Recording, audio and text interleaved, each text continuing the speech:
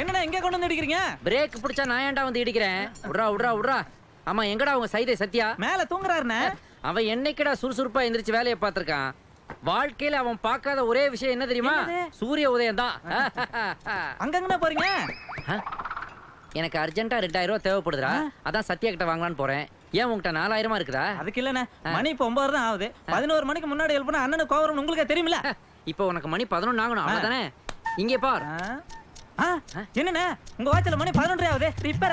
ரிப்பேர்லடா, prepare. தலைவன் எதுலயுமே கொஞ்சம் முன்னெச்சரிக்கையா தான் வருவேன். இப்போ பார். சத்யா சத்யா சத்யா. ஆடாடாடா. இங்க பாரு, ஒரு கோத்ரேஜ் பீரோவே கவுந்து கிடக்குது. இவனை எழுப்புறது ஒரு கூட்டத்தையே கலைக்கிற மாதிரி. சத்யா எந்திரி, மணி காலையில 11 ஆச்சு. என்ன இன்னும் தூக்கம்? எந்திரி, எந்திரிச்சு பல்லு விளக்கு. ஆமா இங்க பாரு. ஏண்டா நீ டியூட்டிக்கு போல இங்க வந்திருக்க? அது ஒண்ணும் இல்ல சத்யா. போன வாரம் என்னோட பர்த்டே பார்ட்டி இங்க கொண்டாடினேன் இல்லையா? நீ கூட 17 பீர் அடிச்சியே. அதுல கொஞ்சம் எக்ஸ்பென்சஸ் ஜாஸ்தி ஆயிடுச்சு. ஃபைனான்ஸ் கொஞ்சம் டைட்டா இருக்குது. நீ தான் வசூல் பண்ணனாச்சே? வசூல் பண்ணிடுவேன். இந்த ஹெல்மெட் மேட்டர் கூட கரெக்ட் பண்ணலாம்னு நினைச்சேன். ஜனங்க சட்டத்தை மதிக்க ஆரம்பிச்சிட்டாங்க. நான் என்னப்பா பண்ண முடியும்? அதான் உங்ககிட்ட வந்தேன். ஒரு 2000 ரூபாய், ஜஸ்ட் 2000 கொடுத்தீங்கன்னா திருப்பி கொடுத்துருவேன். யாருக்கு தெரியும், கொடுத்தாலும் கொடுப்பேன். டேய் அமாவாசை, என்னப்பா இவ்வளவு வெயில அமாவாசை கூப்பிடுற? பணம் அவன்கிட்ட தான்டா இருக்கு. பணம் அவன்கிட்ட இருக்குடா. ஐயோ டேய் அமாவாசை, டேய் மேல வாடா. ஆபீசர் கூப்பிடுறாங்க. பணம்லாம் இருக்குல்ல அவன்கிட்ட? குடு. இந்தாப்பா, இது உள்ளதான் பணம் இருக்கான். ஒன்லி 2000 தான். மிச்சமெல்லாம் நீயே வச்சுக்க. டேய் கிட்டத்துல வராதடா. ஆயில் படுதல இடியட். Bad smell. குடுப்பா. ஏண்டா இந்த 67 எவ்வளவு வந்துட்டாரா? 11 மணிக்கு தானே வரனாங்க. இப்ப மணி 9:30 தானே ஆகுது. இல்லப்பா, கிட்ட விட்டுப்பா. அடிக்காத. இங்க வாட்ச் ரிப்பேர்ப்பா.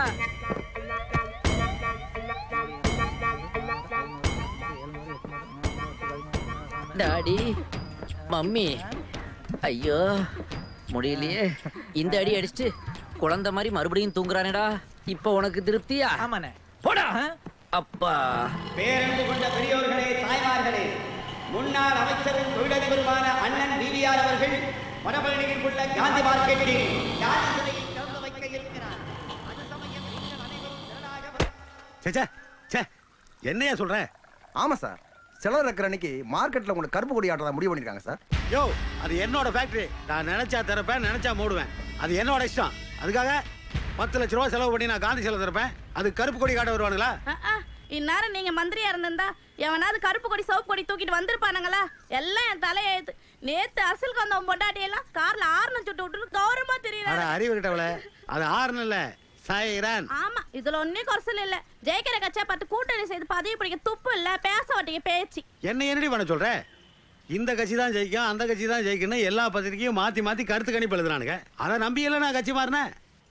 குரங்கு மாதிரி மாறி மாறி தாவணம் தான் மிச்சம். நான் சேர்ந்த எந்த கட்சியும் உருப்படலை. இப்போ அரசியல் அனாதியா வீட்டில் உட்காந்துருக்கேன். பழையபடி இமேஜை பில்டப் பண்ணலான்னு தான் காந்தி சிலை அது இதுன்னு செலவு பண்ணிட்டு இருக்கேன். அதுக்கும் வேட்டு வைக்கிறானுங்களா? முதலாளி, நான் உப்பு தண்ணியில் பழப்பு நடத்தினாலும் சாப்பிட்றதெல்லாம் உங்கள் உப்பு தான். இப்போ என்ன, நாளைக்கு சிறை திறக்கும் போது பிரச்சனை வரக்கூடாது, அவ்வளோதானே?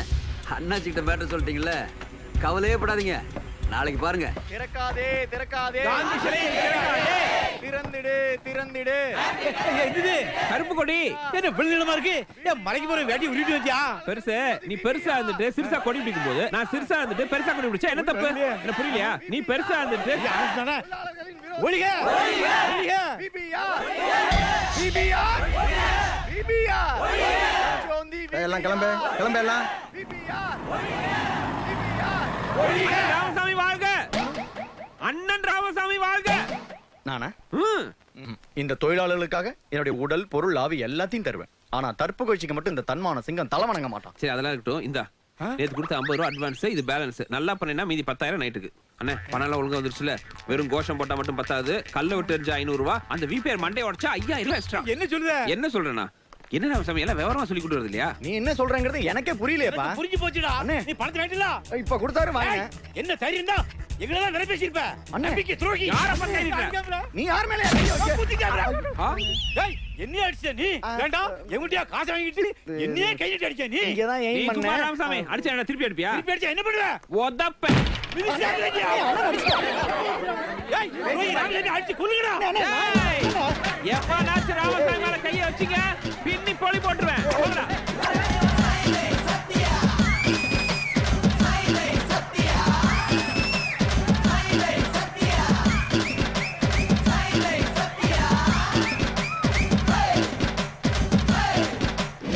ராமசாமி எப்படி உன்னை காப்பாத்தின பாத்தியா? காப்பாத்தினியா? காலை வாரி விட்டேன்னு சொல்லியா? அவன் எவனும் என்ன அடிக்கல, சுத்தி சுத்தி அடிச்சது போல நீதான்யா. சரி ரொம்ப தேங்க்ஸ். எக்ஸ்கியூஸ் மீ, என்ன? ஒரு ஸ்மால் டவுட். நீ யாரு, எந்த ஊரு, ஏன் வந்த, எதுக்காக இதெல்லாம் பண்ணேன்னு நான் தெரிஞ்சுக்கலாமா?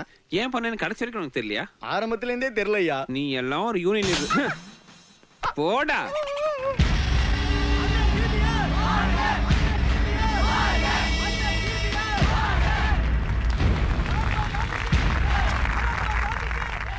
எனக்கு வன்முறையில் நம்பிக்கையே கிடையாது. இப்போ நீங்களே பார்த்துட்டு இருந்தீங்க, எனக்கு எதிராக கருப்பு கொடி காட்ட வந்தாங்க, அவங்களுக்குள்ளேயே சண்டை போட்டாங்க, கலைஞ்சு போயிட்டாங்க. இதெல்லாம் திரும்பவும் நான் அரசியலில் தலையெடுத்துடணும்னு பயப்படுறேன், என் எதிரியை பண்ணுற வேலை. ஆனால் அதை பற்றி நான் கவலைப்படுறதே இல்லை. ஏன்னா என் மனசில் எப்பவும் காந்தி தான் இருக்காரு. இந்தாடா சத்யா, வச்சுக்க. வரண்ணாச்சே. எஸ்கே வட்டாடா. வணக்கம் நாச்சி. என்ன நாச்சு 5000 ரூபாய் பெறாத வேலைக்கு 20000 ரூபாய் கொடுக்குறீங்க? அனுபவிட்டு விடுறா. இசக்கே, நம்மள மாதிரி ஆளுங்கெல்லாம் தாதா தான் ஆக முடியுமே தவிர தாத்தா ஆக முடியாது. ஏன் தெரியுமா? ஆயுசு கம்மி. ஒண்ணு போலீஸ்காரன் போட்டு தள்ளுவான், இல்ல நமக்கு பிடிக்காதும் போட்டு தள்ளுவான். இருக்கிற வரைக்கும் அனுபவிக்கட்டுமே. அழாதம்மா, காசை கொடுத்தா தானே கேஸ் நகரும். இப்பதானே காசை கொடுத்துருக்கேன், கொஞ்சம் பொறுமையா இரு. என்ன உதயமூர்த்தி சார், வண்டி ஏகமா சவுண்ட் விடுது. சின்ன ரிப்பேரு, சாயந்தரமா மெக்கானிக் ஷெட்ல விடலான்னு இருக்கேன். உங்களுக்கு இருக்கிற திறமைக்கு நீங்க தினம் ஒரு ஃபாரின் கார்ல வந்து இறங்கலாம். அதை விட்டு பொதுநல வழக்குன்னு ஒரு பைசா பெறாத கேஸெல்லாம் எடுத்துக்கிட்டு இப்படி ஓட்ட ஸ்கூட்டர்ல வந்து இறங்குறீங்களே சார். சார், இந்த வண்டியை வேர்வையில வாங்கினது, கட்சிக்காரங்களுடைய கண்ணீரிலோ சாபத்திலேயோ வாங்கினது இல்ல. அது அப்படித்தான் இருக்கும். I am sorry sir. வாழ்க வளமுடன். யுவர் ஆனர், முதல் நாள் என்கிற இவரு கட்டணம் கட்டுறதுக்காக கார்பரேஷன்ல பர்மிஷன் வாங்கும் போது 4 மாடி தான் கட்டுவேன்னு எழுதி கொடுத்துருக்காரு. அந்த மண்ணோட தன்மையை பொறுத்த வரைக்கும் 4 மாடிக்கு மேல கட்டினா அந்த கட்டடம் எப்ப வேணாலும் இடிஞ்சு விடலாம். ஆனா இவர் ரூல்ஸை எதையும் ஃபாலோ பண்ணாம அந்த இடத்துல 6 மாடி கட்டியிருக்காரு.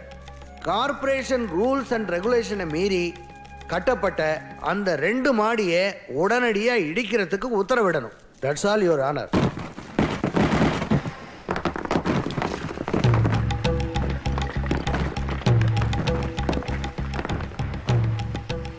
இன்ஜினியர் சார், அரை அடி உயரமா இருக்குது மாதிரி இருக்க, டேப் வச்சு அளந்து பார்த்துருவோமா? யோ, அந்த அரை அடியை சேர்த்திடியா? ஏன் வேலைக்கு உழ வச்சிட போற? Okay sir. தேங்க்யூ. சேட்டு, சட்டங்கிறது எல்லாருக்கும் பொதுவானது. அதை மீறி யாரும் எதையும் செய்யக்கூடாது. ஆப்போ மனித உரிமை கமிஷன்ல கேஸ் போடு.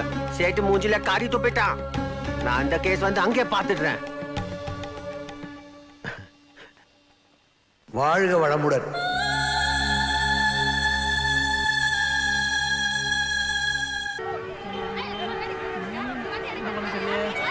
கத்தாதீங்கம்மா. என்ன அங்க கலாட்டா? என்ன அங்க கலாட்டா?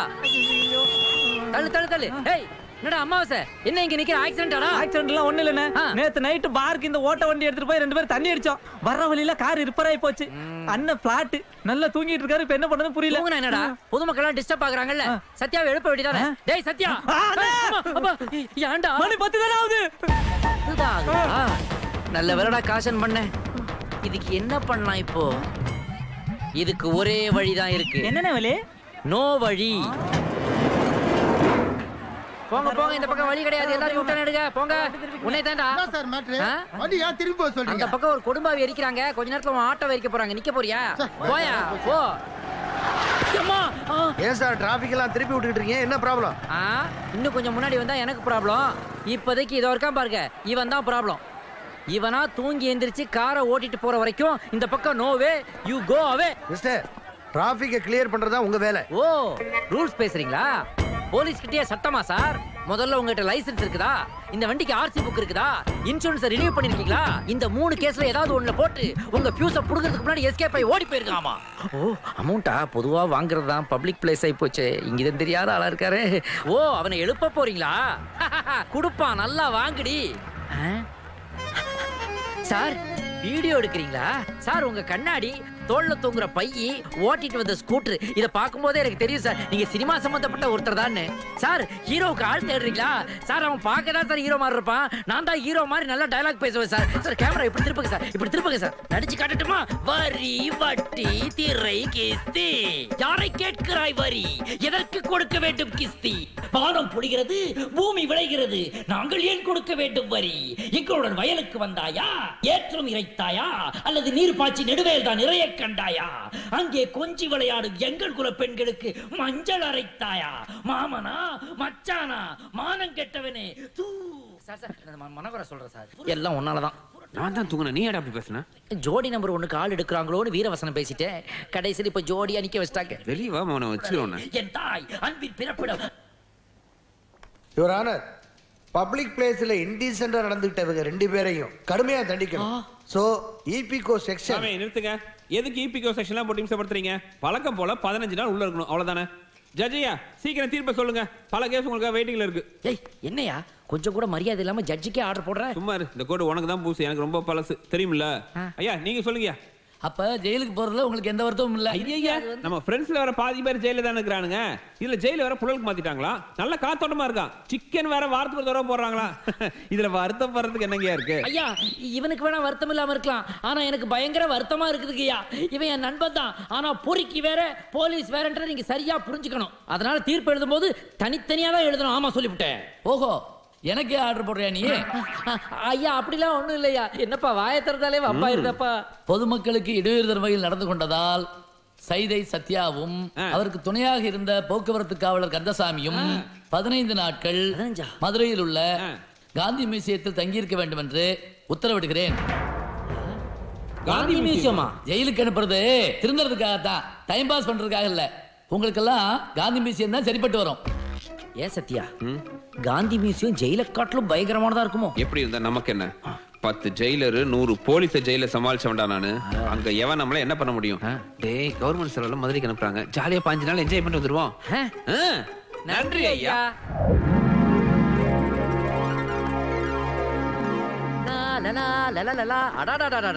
காந்தி மியூசியம் வந்து ஏதோ பழடைஞ்ச பழைய பில்டிங் நினைச்சேன். 5 ஸ்டார் ஹோட்டல் மாதிரி இருக்க. அனுபவி ராஜா அனுபவி.